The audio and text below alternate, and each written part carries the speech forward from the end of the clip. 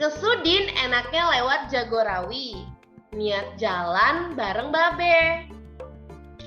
Kenalin, kami anak Betawi. Aku Laura dan temanku GC. Nah, kali ini kita mau buat tape uli. Ya kan ya, Lau? Iya, benar sekali GC. Kalau mendengar kata tape, pasti kita selalu berpikir bahan dasarnya itu singkong. Nah, kali ini berbeda dengan makanan tradisional khas Betawi, yaitu tape uli. Tape uli ini bahan utamanya bukan singkong loh, tapi ketan hitam. Nah, iya benar sekali yang dikatakan GC. Ada hal lain nih yang bisa kami kreasikan dari tape uli pada umumnya. Apa ya kira-kira? Nah, kreasinya terletak pada tambahan parutan keju loh. Makin asik nih makan tape uli, campur taburan keju, terus nonton ondel-ondel. Wah Lau, dengernya aja jadi ngiler nih. Daripada kita tunggu-tunggu, yuk kita coba. Oke GC, adapun alat dan bahan yang kita gunakan. Yang pertama, ada 500 gram beras ketan hitam. Yang kedua, ada 500 gram beras ketan putih. Yang ketiga, ada 2 keping ragi tape. Yang keempat, ada gula secukupnya atau sesuai selera. Yang kelima, ada 1 buah kelapa parut berukuran sedang. Yang keenam, ada daun pisang secukupnya. Yang ketujuh, ada keju secukupnya atau sesuai selera. Yang kedelapan, ada air secukupnya. Yang kesembilan, ada garam setengah sendok makan atau secukupnya. Yang ke-10, minyak goreng secukupnya. Dan yang ke-11 ada gunting, pisau, dan juga sendok. Yang ke-12 ada alat kukusan. Dan yang terakhir yaitu yang ke-13 ada wadah dan ulekan. Nah, ada juga nih bahan yang opsional yaitu daun pandan. Bahan-bahannya sudah siap. Ayo kita masuk ke tahap pembuatannya. Yeay! Cuci bersih beras ketan hitam, kemudian rendam beras ketan hitam selama 2 jam. Kedua, tiriskan beras ketan hitam lalu kukus selama 20 menit dengan api sedang.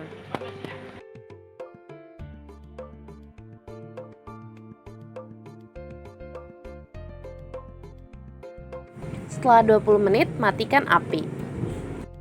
Ketiga, letakkan beras ketan hitam di wadah, lalu siram dengan air panas.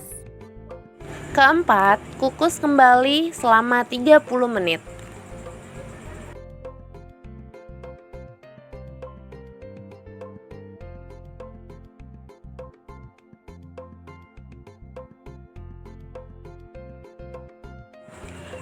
Kelima, tiriskan beras ketan hitam dan diamkan kurang lebih 20 menit agar beras ketan hitam dingin. Keenam, saat menunggu beras ketan hitam dingin, silakan potong daun pisang sesuai ukuran wadah masing-masing dan pastikan daun pisang sudah dalam keadaan bersih. Setelah dingin, masukkan daun pisang ke wadah sebagai alas, kemudian masukkan ragi yang sudah dihaluskan di atas daun pisang, lalu masukkan beras ketan hitam dan berikan gula dan lakukan secara berulang. Setelah itu, aduk sampai merata dan masukkan ke dalam wadah.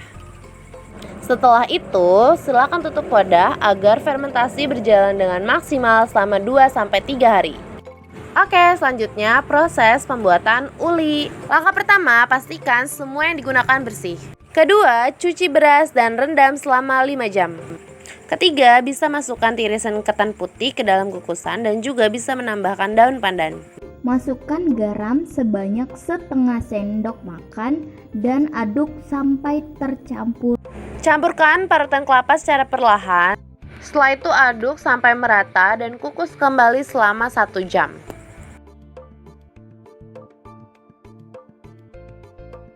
Berikut tampilan ketan yang sudah dikukus.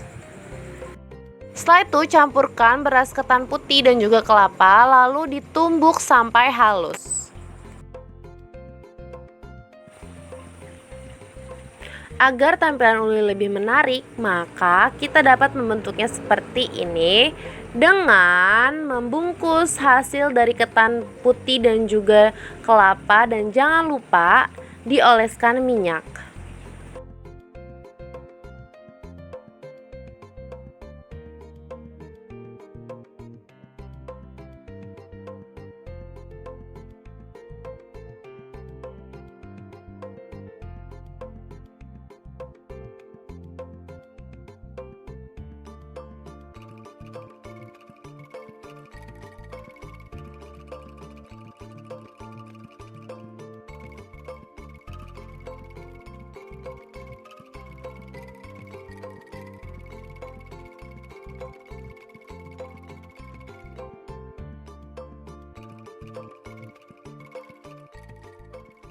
Langkah terakhir, mari kita sajikan tape uli secara lengkap, yaitu tape ketan hitam, uli, dan parutan keju.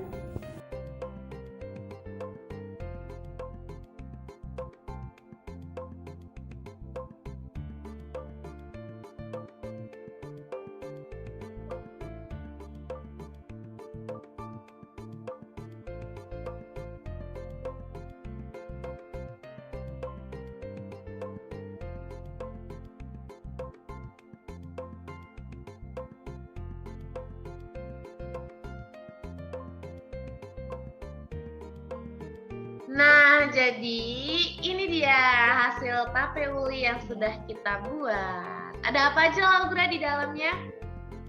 Ada uli dari beras ketan putih, ada tape hasil fermentasi dari beras ketan hitam, dan juga ada kreasi dari kami yaitu taburan keju. Begitu Gece. Nah, seperti itu tampilan tape uli yang sudah kita buat. Nah, langkah-langkah pembuatan tape uli itu tidak sulit kan? Tape uli khas Betawi ini termasuk bioteknologi konvensional di bidang pangan. Hal ini terlihat dari proses fermentasi tape ketan uli. Ya, benar sekali GC. Hal ini juga disampaikan oleh Dobson et al. 2011 dalam jurnal Prasmasinta et al. 2014 bahwa fermentasi merupakan cara tradisional yang dapat dikembangkan menjadi proses yang lebih besar. Dengan demikian, fermentasi memberi rasa yang lebih unik dan bermanfaat bagi konsumen. Jurnal ini juga mengungkapkan beberapa manfaat dari fermentasi, yaitu mencegah obesitas, untuk meningkatkan aktivitas antioksidan, dan memperpanjang waktu simpan. Lantas, bagaimana proses ketan hitam terfermentasi menjadi tape? Gimana Laura? Iya, hal ini disampaikan oleh Farida dan Sari 2009 yang menjelaskan bahwa produksi tape dilakukan melalui proses fermentasi dengan bantuan beberapa jenis mikroorganisme seperti kapam dan kamil. Kapam menghasilkan enzim amilotik yang berfungsi untuk memecah amilum menjadi gula yang lebih sederhana, yaitu disakarida dan monosakarida. Kemudian dilanjutkan oleh kamir yang berfungsi untuk merombak sebagian gula sederhana yang tadi menjadi alkohol. Hal ini disampaikan oleh Berlian dan Wulandari 2016. Proses fermentasi tape memanfaatkan respirasi anaerob. Aspergillus sp memecah amilum menjadi glukosa. Kemudian diteruskan oleh Saccharomyces cerevisiae yang mengubah glukosa menjadi alkohol dan karbon oksida. Hal ini disampaikan oleh Rahmawati 2010. Selain itu juga dipengaruhi oleh bakteri Acetobacter aceti yang mengubah alkohol menjadi asam asetat, sehingga tape terkadang terasa asam. Hasil akhir dari fermentasi tape menghasilkan karbon dioksida dan alkohol. Dengan kadar tertentu tergantung jumlah kamir, lama waktu fermentasi, dan jumlah glukosa yang terdapat pada bahan. Nah, benar itu Laura. Secara teori, seperti yang disampaikan Laura, secara sederhananya hasil fermentasi akan teramati dari rasa manis, asin, dan asam pada tape tersebut. Begitu pula dari segi bentuk menjadi sedikit berair yang disebabkan dari ragi yang aktif. Kita dapat memandang bioteknologi pada percobaan ini pada kitab Kolose 1 ayat 16-17, yaitu karena olehnya segala sesuatu diciptakan di surga dan di bumi, terlihat dan tidak terlihat. Apakah tahta atau kekuasaan atau penguasa semua hal diciptakan melalui dirinya dan untuknya, dan dia ada sebelum segala sesuatu, dan di dalam dia semua hal tetap sama. Hal ini selaras dengan pernyataan Tung 2016 yang menyatakan bahwa pengetahuan biologi harus dimulai dari iman bahwa segala makhluk yang ada di dalam semesta diciptakan oleh Allah yang berdaulat. Begitu pula makhluk hidup yang ada pada fermentasi di tape uli ini, bahwa makhluk hidup membantu manusia dalam pengelolaan makanan, tetapi tidak menggantikan kedudukan Allah atau Allah tetap berdaulat dalam segala hal. Nah, sekarang kita mau memberikan sedikit harga dari bahan-bahan yang sudah kita buat ya Laura. Dari modal yang sudah kami keluarkan, dari harga beras ketan hitam yaitu seharga 10.000, beras ketan putih yaitu 8.000, kelapa 4.000, keju 5.000, daun pisang 1.000, ragi 2.000, gula plus garam 1.000, dan total modal yang kita keluarkan sebanyak 31.000. Dan dari total 31.000 ini, kita mendapatkan 500 gram dari beras ketan hitam dan juga 500 gram dari beras ketan putih, yang setelah kita buat, kita mendapat 8 tape uli. Dan harga jual satu butirnya atau satu bijinya yaitu Rp6.000. Dan keuntungan yang didapatkan oleh setiap per bijinya yaitu 2.000 dengan total 17.000 keuntungan dari 8 tape uli dengan harga jual Rp6.000. Oke, baiklah. Oke, ya benar sekali yang disampaikan oleh GC ya.